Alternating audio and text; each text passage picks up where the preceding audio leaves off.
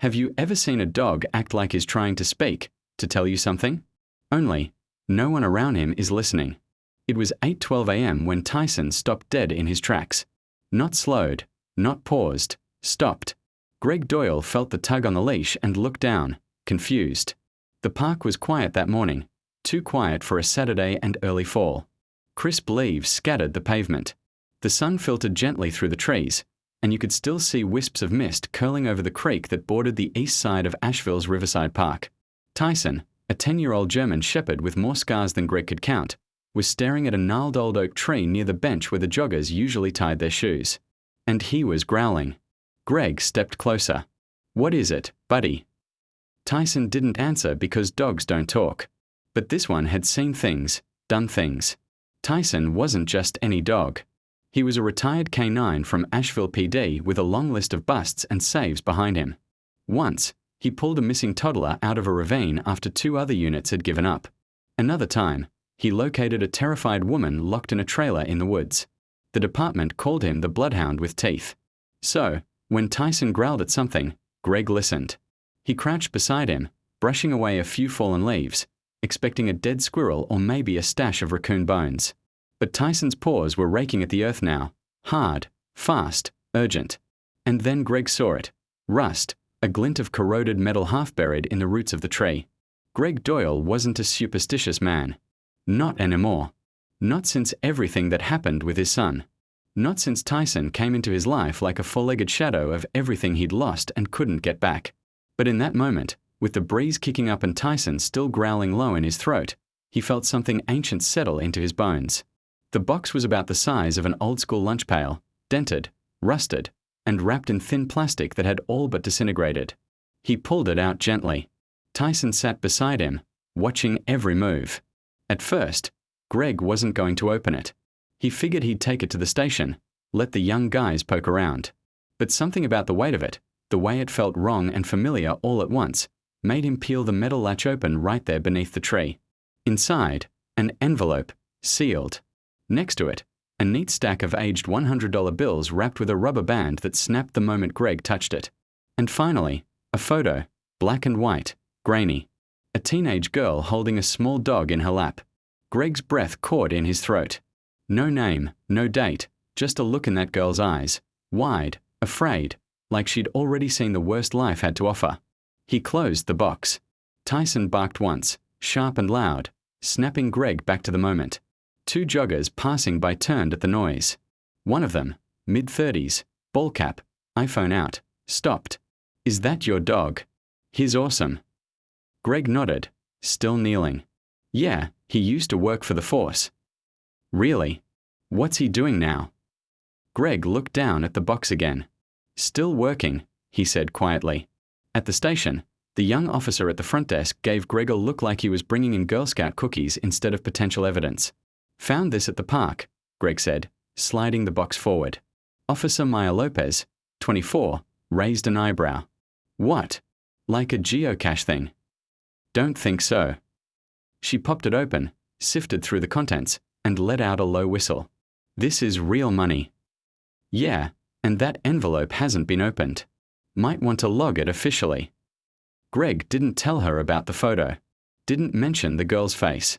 Not yet. He wasn't even sure why. Maybe it was instinct. Maybe it was guilt. Or maybe it was something older, something buried. By that evening, the station buzzed with mild curiosity about the dog who found buried treasure. The story had already hit local social media, thanks to the jogger's video. Greg cringed watching it, a shaky clip of Tyson digging, barking, Greg pulling out the box like it was some kind of time capsule. The caption read, "Retired K9 finds mystery box in City Park." And the hashtags, #K9 Tyson, #real life Scooby-Doo, #treasure dog. Greg shut off his phone, but the story was gaining traction. That meant questions were coming, attention, pressure, and Greg hated pressure, especially when it came from the past, especially this past. If you love true stories of animal heroes, don't forget to subscribe to our channel, Heroes for Animals, for more incredible moments just like this one. The next morning, Greg woke early. He made coffee, poured a bowl of kibble for Tyson, and went to the attic. He hadn't been up there in over 5 years, not since retiring. Not since burying his boy. Not since the voices stopped calling him Detective Doyle and started calling him Sir at Lowe's. The box was still where he left it, locked, dusty. He carried it down to the kitchen, set it on the table. Inside were his personal files, notes, clippings, old copies of reports from cases that didn't sit right with him. He flipped through one after another until he found it. Missing person report, Marla Jean Robbins, age 17, last seen April 10, 1987. He pulled the photo from the tin box out of his pocket. Same eyes, same dog, same silence. Greg stared at the report. He remembered this one. Rookie year. He'd barely been allowed to do interviews. Marla had shown up at the station, scared, shaking, saying things about people no one dared accuse out loud. She disappeared a week later. The file went cold. The chief said it was probably a runaway case. Everyone moved on. Everyone except Greg, and maybe Tyson, because Tyson had taken him right to her. Now he sat at his kitchen table, coffee cold, fingers twitching. Something told him this wasn't over. Not by a long shot. And the box they'd found, it wasn't just evidence.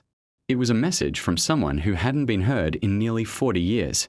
By Monday morning, the tin box was sitting in an evidence drawer, catalogued under unverified property found in public park. To everyone else, it was just an oddity, a weird footnote to a slow weekend. But not to Greg. He hadn't stopped thinking about the girl in the photo. The picture haunted him. Every time he closed his eyes, she was there, half smiling, half scared, hugging that scruffy little dog like it was the only thing tethering her to the world. He hadn't slept well in years, but that night, it was worse than usual. Back at Riverside Park, the news had already done its first report. Local Channel 8 ran the story under the segment Dog Heroes, with a pun that made Greg shake his head in disgust. Retired K9 Tyson sniffs out mystery box buried beneath an oak, the anchor said brightly. Inside, cold hard cash and a sealed letter dated back to the late 80s. Is this just an old keepsake, or something more? Stay tuned. Greg didn't need to stay tuned. He knew it was more, but he didn't know just how much more. That morning, he called in a favor. Detective Jamie Merrill, one of the few officers still on the force who actually remembered the old days, met him for coffee at a diner on Route 9. Jamie was in her 40s, sharp-eyed and dry-witted, with a no-nonsense attitude and a deep respect for Greg. She'd started as a beat cop while he was wrapping up his last homicide cases. What do you know about the box? Jamie asked, stirring her black coffee with a red plastic straw. Not enough, Greg replied. But the photo inside, it's Marla Robbins. Jamie blinked. The girl who went missing back in the 80s. Yeah, I pulled my old notes. Same face, same dog. Jamie frowned. That case was never solved. I know. I was there when she came in, scared to death. She said things I should have paid more attention to. She name anyone? Greg nodded slowly. Judge Randall and Coach Dan Hines. Jamie let out a soft whistle. You're kidding. I wish I was. The problem with cases that old wasn't just the lack of evidence. It was the way time warped everything. People moved, died, files went missing, memories twisted, and power. Well, power stayed exactly where it had always been. Jamie promised to help, quietly. I'll see if I can get the letter unsealed, she said. But if you're thinking of digging into this, I already started, Greg replied. He went back to the park that afternoon with Tyson at his side. The media had cleared out, but yellow tape still surrounded the base of the tree. Tyson sniffed around and let out a low whine, then began pacing like he was looking for something else. Greg stared up at the oak. It was older than any man alive in town. He wondered how many secrets it had seen over the years. How many people had walked past it without ever knowing what was buried beneath. And then he noticed something. A small piece of fabric stuck between two roots, faded red, almost invisible. He bent down and gently pulled it loose. It was part of a ribbon, torn and dulled, but unmistakably once tied around something, or someone. He pocketed it without a word. That night, Greg pulled out his storage chest again. He found an old voice recorder he used to carry during interviews. To his surprise, it still worked. Inside was a mini-cassette labeled April 3, 1987, Witness. His hand trembled slightly as he inserted the tape and pressed play. The voice was faint, but it was hers. What did you do? They said if I ever talked, I'd regret it. I tried to say no, I really did. Greg's chest tightened. I went to the cabin that night because I thought I could trust them. And then a pause, followed by static, then his own voice, younger, unsteady. Who are you afraid of, Marla? Her voice returned, low and broken. The judge and Coach Dan. He stopped the tape. He didn't remember recording that, but there it was, proof, and he'd done nothing with it. Back then, the pressure had been intense. His supervisor at the time had told him to let it go, that it would just create trouble, so he had. And now, decades later, he hated himself for it. The next morning, Jamie called. She'd managed to get a preliminary review of the letter without raising alarms. It's definitely a suicide note, she said. Marla talks about shame, about being used. She names Randall and Hines directly. Says they promised to help her with college applications, but it wasn't that at all. Greg felt cold. She said she buried the box because she didn't think anyone would believe her while she was alive, Jamie added. But if it was found later, maybe someone would care. Greg looked down at Tyson, who was lying by the back door, quiet, watchful. She knew nobody would listen to her, Greg whispered. Not then, but maybe they will now, Jamie said. Greg sat on his back porch that afternoon, staring at the woods behind his property. Tyson lay beside him, ears perked at every passing car.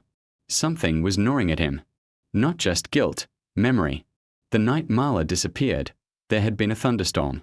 He remembered because he'd been scheduled for a ride-along that got cancelled. He'd heard the scanner call about a disturbance at a cabin just off Highway 27. He hadn't thought much of it then. Now he pulled out his laptop and searched the police archives. There it was, April 10, 1987, disturbance report, Miller's cabin, noise complaint, no arrests, officer dismissed. Miller's cabin, a hunting lodge that used to belong to a local businessman. It had been abandoned since the early 2000s. Greg stood slowly. Tyson lifted his head. We are going for a drive. They arrived just before sunset. The cabin was still there, run down, covered in graffiti. Windows shattered, but the foundation was intact. Greg walked the perimeter with Tyson. The dog sniffed near the back porch, then began pawing at the ground again, this time with less urgency, but more certainty. Greg knelt. There, under a broken board, he found it, a rusted padlock chain, and beneath it, a plastic top, long decayed, and something buried. Not deep, not bones, but another box, wooden this time, rotten on one side. He opened it slowly. Inside were photographs, dozens of them, most blurred, some showing teenagers, some showing Marla, and some showing powerful men with those kids. Unmistakable faces. Greg felt his throat close. This wasn't just a suicide. It wasn't just a tragedy. It was a cover-up, and now, finally, it was cracking open. Greg sat in his truck outside the cabin for nearly 30 minutes, gripping the steering wheel like it was the only solid thing keeping him from unraveling. The air smelled like rain-soaked pine and rot. Tyson was curled up in the passenger seat, his ears twitching with every gust of wind. On the dashboard, the wooden box sat open, its grim contents staring back at him. Photos, too many. Some taken in the woods, some indoors. Some blurry, others horribly clear. Teenage girls, boys, faces turned away or caught mid-laughter. And then men. Men Greg knew, not personally, but by title, reputation, presence. Judges, coaches, businessmen, all smiles, posing with kids they should have been protecting. Greg hadn't spoken in over an hour. Back at home, the first thing he did was pour a drink, just one. He wasn't a drinker anymore, not since things fell apart after his son's death. But tonight, the whiskey hit his throat like a punishment he deserved. Tyson lay by the front door, watching him. Greg sat down at the dining room table and pulled out the photo of Marla again, the one from the tin box, same dog, same haunted eyes. He stared at the stack of old case notes beside it. He'd pulled them from the attic, hoping for closure. Now they felt like a doorway he'd only just cracked open. The next morning, he met Jamie at the precinct. She looked like she hadn't slept either. I need to show you something, Greg said. They went to the evidence locker first. Jamie had pulled the sealed envelope from the tin box, keeping it from being buried in bureaucratic limbo. It was now inside a plastic bag, labeled and dated. She handed it to Greg. He opened it carefully. Inside, a single handwritten letter, folded in 3. The paper was yellowed and smelled faintly of mildew, But the ink was dark, the handwriting neat, almost too neat, like it had taken hours to write. Greg began reading out loud. April 9th, 1987. To whoever finds this, I want you to know I tried. Tried to be brave, to tell the truth, to make someone listen. But every door I knocked on stayed shut. Every hand I reached for pulled away. They told me I was nothing. That if I talked, no one would believe me, that the world would eat me alive and spit me out if I even tried. I almost believed them for a while. I did. But I know what happened. I know who they are. Judge Randall, Coach Dan Hines, Mr. Leland from the country club, and others. So many others. They took everything from me. My future, my voice, my trust. I don't want to live in silence anymore. If someone finds this, please don't let them win again. Marla Jean Robbins. Jamie sat in stunned silence. Greg placed the letter down carefully, his fingers shaking just slightly. It was real, he said softly. Every word. She came to us, begged for help, and we turned her away. Jamie swallowed hard. We didn't, but they did. Greg's voice turned bitter. Same thing in the end. They spent the next 2 hours reviewing Greg's box of archived files. Most were handwritten notes from interviews he'd done off the record, bits and pieces that never made it into official reports. Jamie was shocked at how much he'd kept. Why didn't you push harder? She finally asked. Greg didn't answer for a long time. Then, I was 26. My sergeant told me to drop it. Said it was above my pay grade. That the girl was unstable. Unstable? That's what they called any woman who spoke up back then. Jamie looked like she might cry or throw something. Greg didn't blame her. By Wednesday, the box of photos from Miller's cabin had been submitted as anonymous evidence. Jamie told the forensics team they were tipped off by a private citizen investigating a historical missing person case. No names, no trail. Greg insisted, if they know I'm involved, they'll bury it again. He said, we need it to come from nowhere, but the truth was already leaking. A local journalist, Peter Crannell, called Jaime's desk that afternoon. He'd caught wind of the story, the mystery box, the viral dog, the sealed envelope. He wanted an interview. Not yet, Jamie said. This goes public before we are ready, and it'll vanish in a legal firestorm. Greg agreed, but he couldn't shake the feeling that the clock had started ticking. That night, he sat in his garage, flipping through the old tape recorder again. The interview with Marla haunted him. He rewound it, played it again. They promised me help with my SATs. Told me I could get into Chapel Hill if I worked hard enough. Pause. But that wasn't what they wanted. Then silence. Greg pressed stop. His knuckles were white. The next day, the sheriff called him in. Greg hadn't seen Sheriff Wallace in years, a slick, politically minded man who'd made his name cleaning up the department in the early 2000s. He didn't offer a handshake. Greg, Wallace said flatly, we have a situation. Greg raised an eyebrow. I've got people from the DA's office asking questions about you. About a box, a letter, a girl who went missing 38 years ago. Greg stayed silent. Is there something you want to tell me? Wallace asked. Greg stood, slow and deliberate. I think you'll hear it soon enough, he said. Then he turned and walked out. That afternoon, Greg met Jamie in the park, at the same oak where it all began. He brought Tyson, who ran ahead, sniffing the base of the tree like he still expected to find more. Jamie leaned against the bench. We are close, she said. Forensics confirmed the photos are authentic. They even matched 2 of the girls to missing juvenile reports from 85 and 86, one from Buncombe County, one from Raleigh. Greg exhaled. And the handwriting in the letter? Jamie nodded. Matched to Marla's high school essays. It's her. There was a long pause. Then Greg asked, what happens next? Jamie looked down. We try to open a formal investigation. Quietly. But we are going to hit resistance. You know how this town works. Greg nodded. That's why you need to be the face of this. Jamie blinked. Me.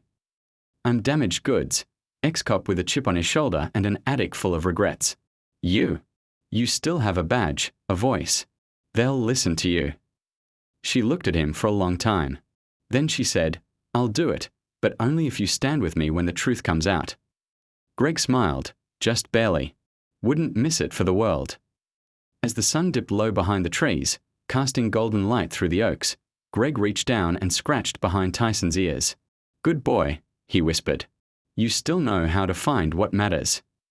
Tyson nuzzled into his hand.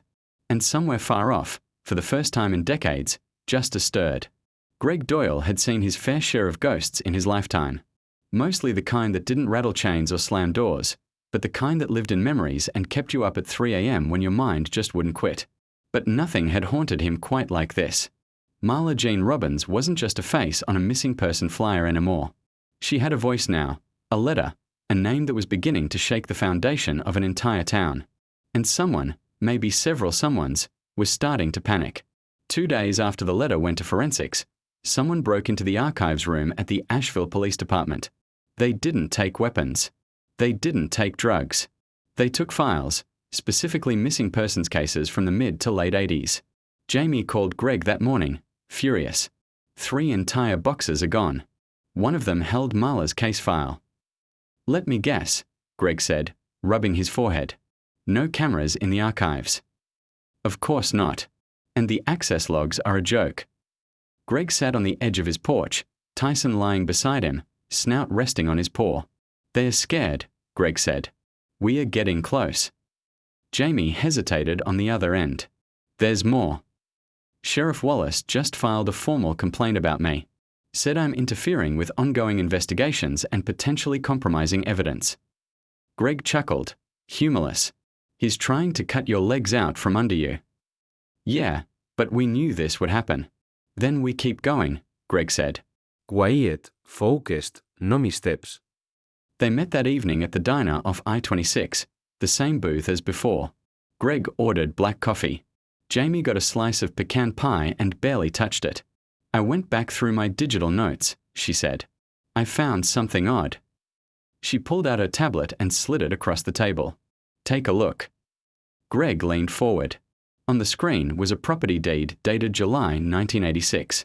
It listed Judge Carlton Randall and Daniel Hines, Coach Dan, as co-investors in a private lodge outside of town. Greg frowned. Miller's Cabin. Jamie nodded. But the name on the records was redacted in later years. Buried under a trust shell. Took some work to trace it. "Why the secrecy?" Greg asked, though he already knew. Jamie answered anyway. "Because that's where they took the kids." Greg felt something sharp twist in his gut. She continued, "And guess what else? One of the other silent partners listed in early documents, before it was scrubbed, was Mayor Robert Leland." Greg sat back. "Now it makes sense," he muttered. "Why nobody ever pushed for answers. Why that case went nowhere." They were dealing with a network, not a couple of bad actors. It had tentacles, reach, power, and the people involved had decades to bury what they'd done. But the problem with secrets is time doesn't kill them. Truth just waits. And now, thanks to a stubborn old dog and a box full of regrets, that truth was clawing its way back to the surface. By Friday, the story had leaked to the press, not from Jamie, not from Greg, someone else. The headline was small but potent. Old evidence, new questions. Missing teen case from 1987 tied to powerful local figures. It ran in the Blue Ridge Sentinel, a regional paper with just enough reach to catch attention, but not enough to cause a legal landslide. Not yet. Greg got the text from Peter Crannell, the journalist he'd spoken to briefly years ago during another case. "It's out. I didn't print the letter, but it's coming. People are talking." Greg stared at the message, then looked at Tyson. "You ready for this, boy?" Tyson thumped his tail once and went back to chewing the old tennis ball by the couch. That night, Greg got a phone call from a block number. He didn't answer the first time. The second time, he picked up. A man's voice, raspy, low. "You're digging where you shouldn't be, Doyle." Greg said nothing. Let it go, or people get hurt again. The line went dead. He stood frozen for a moment, then walked to the kitchen and wrote the time and date on a notepad. Old habits die hard. Tyson stood in the doorway, staring at him. "We are too far in," Greg muttered. "They think they can scare me." Not this time. The next morning, Greg visited Nancy Robbins, Marla's younger sister. She lived in a small house in Hendersonville, quiet and unassuming. She opened the door slowly, cautious, until she saw Tyson. Is that him? She asked. Greg nodded. Tyson. He's the one who found the box. Nance's eyes welled up. She stepped back and let them in. They sat in the living room, photos of Marla still on the mantel, though yellowed with time. She was 17, Nancy said softly. I was 10. She was everything to me. Greg listened. She told me not to tell anyone, but I knew she was scared. I heard her crying at night. She said someone hurt her, that she tried to get help. Greg swallowed hard. She did. She came to us. I didn't do enough. Nancy didn't speak right away. Then, quietly, thank you for not forgetting her. Greg took out a copy of the letter. This is her handwriting. The real version's in evidence. I thought you should see it. Nancy read it slowly, tears streaming. She didn't kill herself, she said. I don't care what anyone says. They made her disappear. Greg didn't argue because, deep down, he believed the same thing. Later that day, Jamie called with another update. They just issued a gag order on all internal investigations related to Marla's file. Of course they did. But there's more, she said. We got a match. To what? The ribbon. The one you found near the tree. It was part of a school award, honor roll, issued by Asheville High in March of '87. Only 25 students received it, and Marla was one of them. Greg sat in silence. They were getting closer, and someone was doing everything they could to stop them. That night, someone slashed his tires. Left no note, no signature, just a warning. Greg replaced them without calling it in. Instead, he walked back inside, poured himself a cup of coffee, and sat on the porch beside Tyson. You know what they're trying to do, right? He said. Tyson just stared at the woods, like he understood. They think if they rattle the cage, we'll back off. They don't get it. He took a slow sip. They already lost. The truth's out now. We just haven't finished telling it yet. Inside, his phone buzzed. It was Peter Crannell again. The message read, "Call me. I just got something you need to hear tonight." Greg looked at Tyson. Come on, boy. Let's go chase a ghost. Peter Crannell didn't strike Greg Doyle as the type of guy who got nervous easily. He was a small-town journalist, sure, but one of the few who still believed digging for the truth mattered. Over the years, Greg had seen him chase everything from police corruption to environmental scandals. He'd even earned a lawsuit or two along the way. But when Peter opened his front door that night, his face was pale. "Get in," he said, without his usual sarcasm. Greg stepped inside with Tyson trotting behind, his nails tapping against the hardwood floor. Peter didn't even blink at the dog. He just motioned toward a cluttered table covered in old photos, newspaper clippings, and one large manila envelope. "What is all this?" Greg asked. Peter took a breath. "You remember a guy named Charles Crane?" Greg narrowed his eyes. The name rings a bell. Former city engineer, retired in '92, never made headlines, no criminal record, but he had one very interesting hobby, old-school photography. Peter handed him a photo. Greg's stomach dropped. The picture showed Miller's cabin, early spring. Snow still clung to the edges of the woods, and in the corner of the frame was a car, an '86 Crown Vic, police issued. "You know whose car that was?" Peter asked quietly. Greg nodded. "It's mine." Peter nodded slowly. Crane lived less than half a mile from the cabin. Said he used to take nature shots out there. This was one of a dozen photos he gave me. Said he didn't know what he was looking at until he read the story about Marla. Greg's hands tightened on the paper. "He gave them to me this morning," Peter continued. 2 hours later, his house caught fire. Greg blinked. "You're kidding." "Electrical," they said, but Crane had a backup drive. He gave it to his nephew. His nephew sent it to me. Peter reached into the envelope and pulled out a USB drive. Everything he ever photographed, over 200 files, some timestamped from the week Marla disappeared. Greg didn't need to ask what was on it. He could feel it, like a weight hanging in the room. "What do you want from me?" he asked. Peter looked him dead in the eye. "I want to know why your car was there." Greg stared at the floor for a long time. Then he said, "Because I was chasing the wrong ghost." April 10, 1987. It had poured that night. Roads were washed out. Radios crackled with reports of trees down, power outages. Greg had just gotten off a 16-hour shift, but dispatch flagged a call.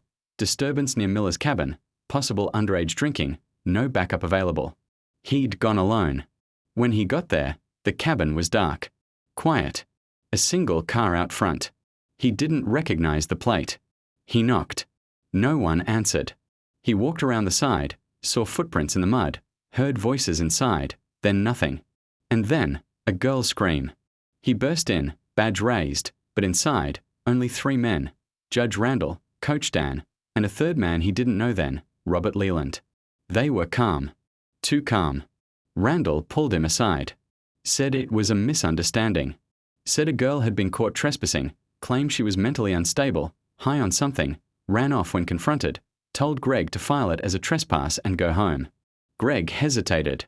Then Randall handed him an envelope, cash and a warning. "This is what you didn't see, Officer Doyle." Greg didn't take the money, but he walked away. "I didn't know what to do," Greg said now, voice low. "I was green, alone. They were the most powerful men in the county. I thought I'd come back later, ask questions, do it right." Peter said nothing. "I filed it as a noise complaint and left it alone. But I knew something was wrong. I wasn't ready to go against all of them." Peter finally spoke. "But now you are." Greg looked over at Tyson, who had laid his head on Peter's boot. "Now I've got nothing to lose." The next morning, Jamie called. "The judge is gone." Greg sat up. "What do you mean, gone?" He didn't show for court. Deputies went to his house. Door was wide open. Car still there. No sign of forced entry. Fled, maybe, but if he did, he knew the walls were closing in. Greg paced the living room. What about Leland? Jamie sighed. "Still shaking hands at Chamber of Commerce events.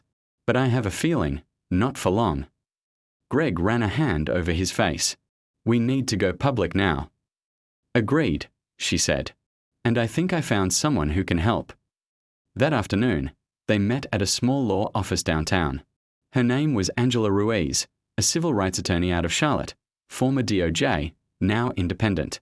She'd handled cold cases before, ones involving institutional cover-ups, systemic abuse, long-forgotten victims.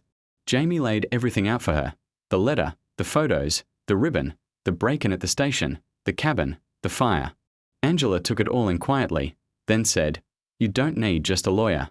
You need sunlight. The kind that burns." Greg raised an eyebrow. "How do we get that?" Angela smiled grimly. "We go federal." Over the next 72 hours, everything moved fast. Angela filed a formal petition for a federal investigation into judicial misconduct and potential organized abuse. Jamie handed over the materials to the state attorney's office. Peter began prepping his story for national outlets. And Greg went back to the park, to the oak. Tyson led him there, like it was the first time again, ears perked, nose twitching. Greg stood at the base of the tree, staring up into its thick branches. "She came here," he said softly, "to bury her story, because she knew it was the only place someone might listen one day." Tyson pawed the ground gently, then lay down beside the roots. Greg sat too, his back against the trunk, fingers brushing the soil. "You brought us here," he said to Tyson, "not just to find a box, but to finish what she started." Back at home that night, Greg packed a duffel bag, just in case. He didn't know what would happen once the story hit. He didn't trust half the people he used to call friends, but he was ready. He laid Marla's photo on the kitchen table. Next to it, he placed a folded sheet of paper, his resignation letter, written that morning. He wasn't a cop anymore. He was something else now, a witness, a whistleblower, a man finally doing what he should have done 38 years ago. The next morning, Greg turned on the TV. CNN, MSNBC, even Fox, local canine dogs discovery sparks statewide investigation into cold case tied to public officials. There it was, Tyson digging at the oak, Greg pulling out the tin box, the photo, the note, Marla's name spoken out loud for the first time in decades. And the world was listening. It started with a dog scratching at an oak tree. Now it was on every screen in America. By the end of the week, Asheville was no longer just a quiet mountain town with scenic trails and antique shops. It had become the center of one of the most talked about investigations in the country. CNN ran a special titled The Tin Box Beneath the Oak: One Girl's Story, One Dog's Discovery, and a Town Forced to Remember. Tyson's photo, alert, powerful, and proud, graced the front page of USA Today. A retired canine who had unearthed something the world had chosen to forget. And Marla, her name was everywhere now. She wasn't just another missing girl. She had a face, a voice, a history, and, finally, justice. Within 72 hours of the federal investigation announcement, Judge Carlton Randall was found hiding in a rental cabin outside Knoxville. He'd shaved his head and tried to cross the state line with a fake ID and 20 grand in cash. He didn't get far. Coach Dan Hines was picked up in Charleston, trying to board a private boat headed toward the Caribbean. He didn't resist, but according to the arresting agents, he didn't say a word either, not even when they showed him the warrant. As for Robert Leland, he lawyered up fast, claimed he had no knowledge of any wrongdoing, despite his name appearing on property deeds, photos, and financial records tied to multiple shell companies. But the evidence was overwhelming and growing. Angela Ruiz, the civil rights attorney Jamie had brought in, held a press conference outside the courthouse in Raleigh. With calm, unwavering conviction, she told the world what Greg had always known in his gut. This wasn't just a cover-up. This was a system built to protect itself at the cost of young lives. But thanks to one girl's courage and one dog's loyalty, the truth didn't stay buried forever. Greg watched the press conference from his living room. He didn't want to be there in person. This wasn't about him. It never had been. Tyson sat beside his chair, tail gently wagging, as if he understood every word. Later that week, a crew was granted permission to excavate the land behind Miller's cabin.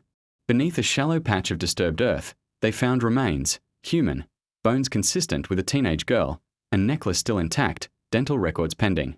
But Nancy Robbins didn't need a lab result. When Greg called her that night, she didn't cry. She didn't shout. She just said, "I knew she'd been waiting for us." And Greg, sitting alone in his kitchen with Tyson at his feet and the lights dimmed low, simply whispered, "We found her, Nancy." The town of Asheville reacted in waves: shock, grief, disbelief. Some residents still refused to believe it. Others, mostly younger generations, demanded reform.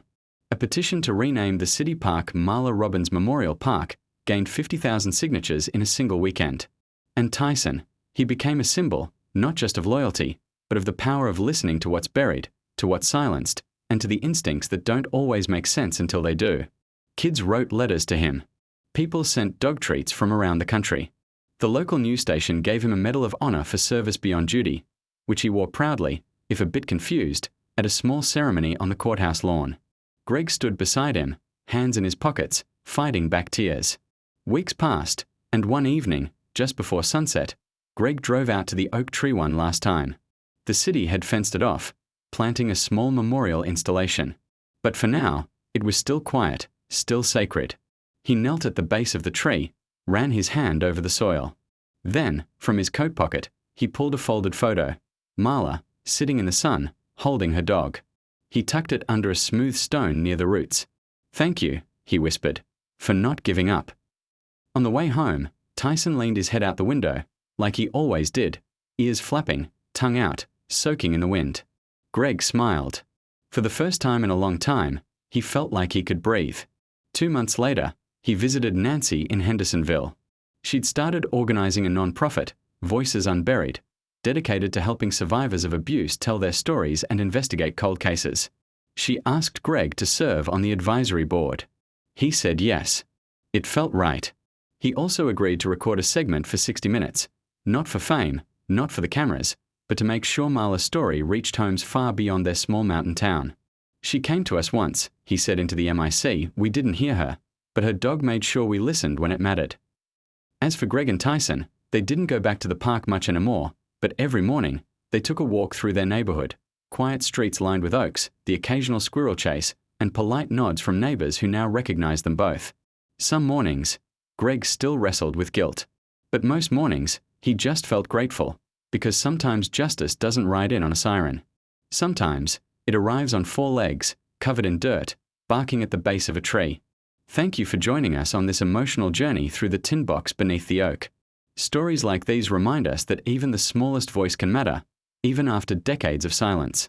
Now, we'd love to hear from you. Do you believe one person, or one dog, can truly change everything? Have you ever witnessed a moment where someone finally listened, and it made all the difference? Share your thoughts in the comments below. We read every single one.